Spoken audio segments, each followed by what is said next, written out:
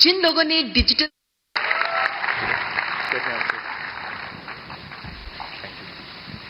चलिए, अभी आज की दुनिया का इंसान है, कुछ बताएगा हमें।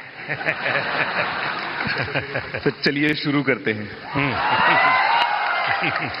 सर, मैंने 2015 अक्टूबर में अपना चैनल शुरू किया था और उसका एक बहुत बड़ा कारण है डिजिटल इंडिया, जो जुलाई के महीने में शुरू हुआ था। उससे एक साल पहले जब आपने make in India program start किया तो हमने देखा कि कैसे टेक्नोलॉजी के फील्ड में स्पेशली इंडिया, जो हमेशा से हम जानते हैं कि हम सभी का जो टैलेंट है वो तो बहुत अच्छा है ही, लेकिन जैसे हमने देखा कि हमारे देश में जब मैन्युफैक्चरिंग स्टार्ट हुई, जो बाहर की कंपनियां भी इंडिया में आ रही हैं, तो उससे मुझे लगा कि क्यों ना मैं अगर अपना थोड़ा नॉलेज शेयर कर पाऊं, तो बस वही स्टार्ट किया है सर।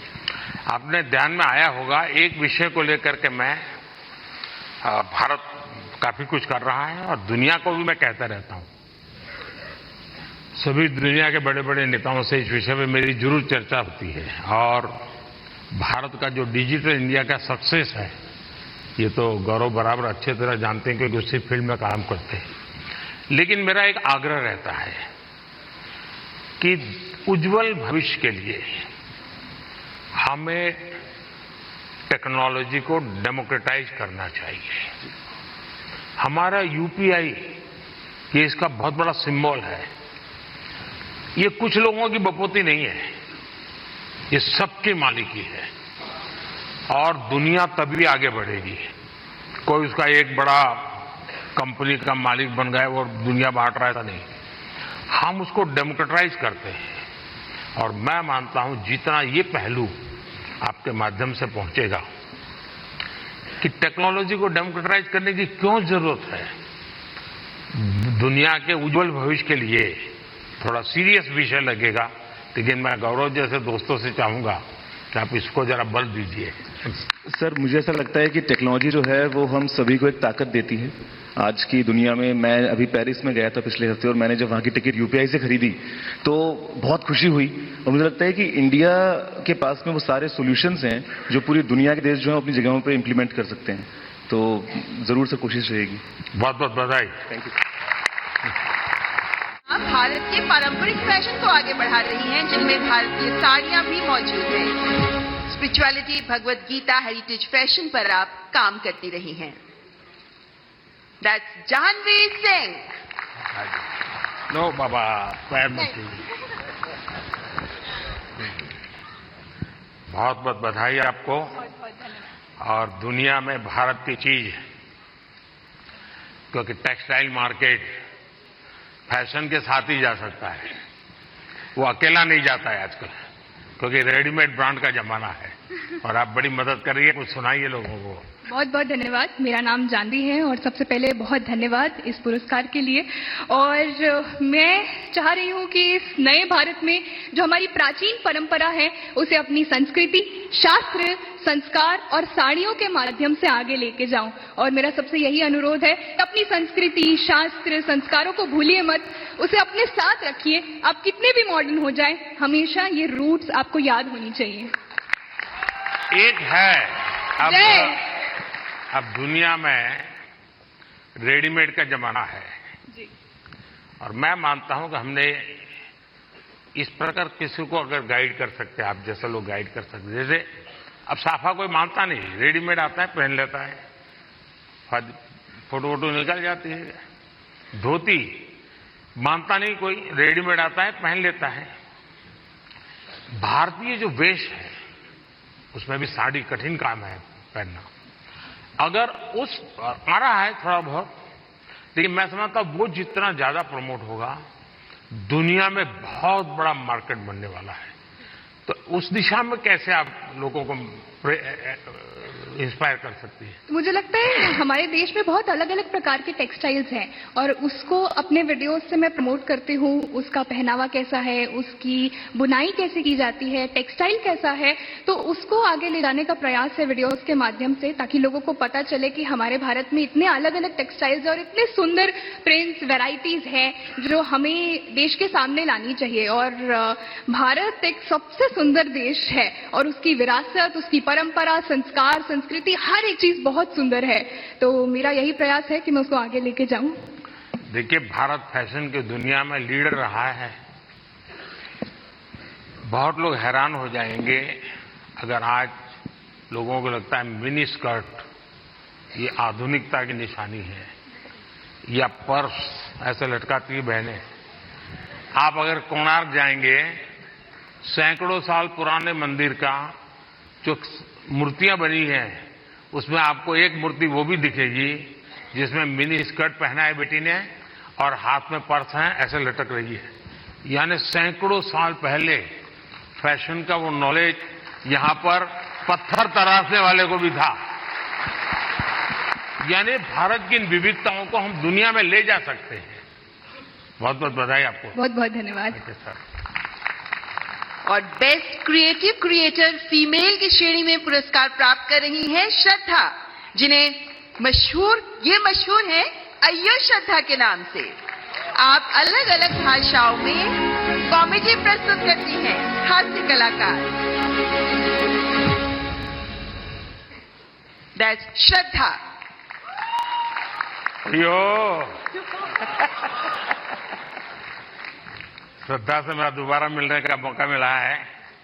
बहुत बहुत बधाई। बहुत बहुत धन्यवाद। बहुत बहुत धन्यवाद। बहुत धन्यवाद इस पुरस्कार के लिए। और ये पुरस्कार ये एक्नॉलेज करता है कि जो लोग घर में एक स्मार्टफोन के जरिए कंटेंट बनाते हैं वो भी एक स्किल है।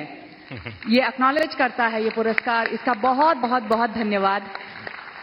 देश में अक्सर सामाजिक, राजनीतिक, औद्योगिक वजहों से परिस्थिति काफी गंभीर हो जाती है। मेरी कोशिश ये रहती है कि इसमें अगर एक ह्यूमरस पॉइंट ऑफ व्यू या हास्य रस मिलाया जाए तो एक पॉजिटिविटी फैलाई जा सके। जो भी परिस्थिति हो, आई थिंक हमारे देश के लोग इतने प्यारे हैं कि परिस्थिति कितनी भी गंभीर हो, हम हर चीज में मुस्कुराने की वजह ढूंढ लेते हैं। और मैं अपने कंटेंट से ये वजह दर्शाने की कोशिश करती हूँ। बहुत बहुत धन्यवाद। बहुत धन्यवाद। देखिए, बाजार से सब्जी कितनी बढ़िया क्यों ना लाए, उसमें जब तक तड़का नहीं लगता है ना, टेस्ट नहीं आता है। तो ये हास्य की चीजें जो है वो तड़का का काम करती है जिंदगी में। और आज आपकी स्पॉन्टेनिटी ने सबको फ्लोर कर दिया है। Thank you. Thank you so much. Thank you. Thank you. Thank you. And now let's recognize the best creative creator male, RJ Raunak, जो अपने प्रैंक के लिए जाने जाते हैं, अपने ह्यूमर, अपनी आवाज के लिए जाने जाते हैं और अलग अलग टॉपिक्स पर बेहतरीन डिजिटल कंटेंट तैयार करने वाले आरजे रौनक। क्या आरजे, कैसे हो भैया? बहुत बढ़िया। रौनक ने ही आरजे नाम पॉपुलर कर दिया। सर, मुझे लगता है कि आपने भी रेडियो को पॉपुलर कर दिया, तो उसके लिए बहुत बहुत धन्यवाद। और अक्सर जब मैं रेडियो में प्रोग्राम करता हूं और लोगों से रेडियो के बारे में बात करता हूं, और मुझे अच्छे से याद है जब मन की बात प्रोग्राम शुरू होने वाला था, तब हमने यही कहा था कि हमारी इंडस्ट्री में और एक व्यक्ति आ रहे हैं। हमने इतने सालों से काम किया, लेकिन शायद वो फर्स्ट डे से ही सारे रिकॉर्ड्स तोड़ देंगे। तो उसके लिए बहुत बहुत धन्यवाद। बहुत बहुत बधाई आपको। Thank you Modi ji.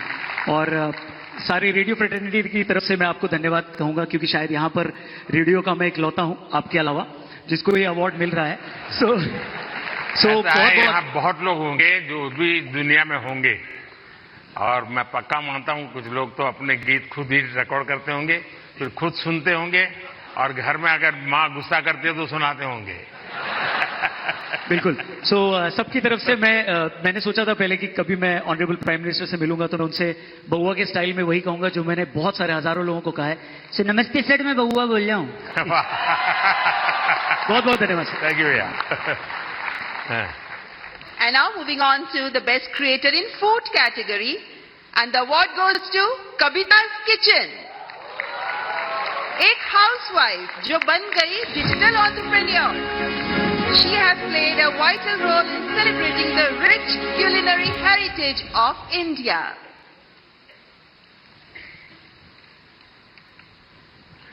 कविता जी, बहुत बहुत बधाई आपको।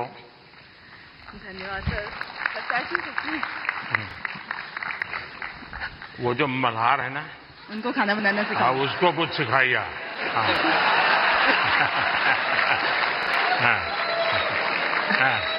सर धन्यवाद।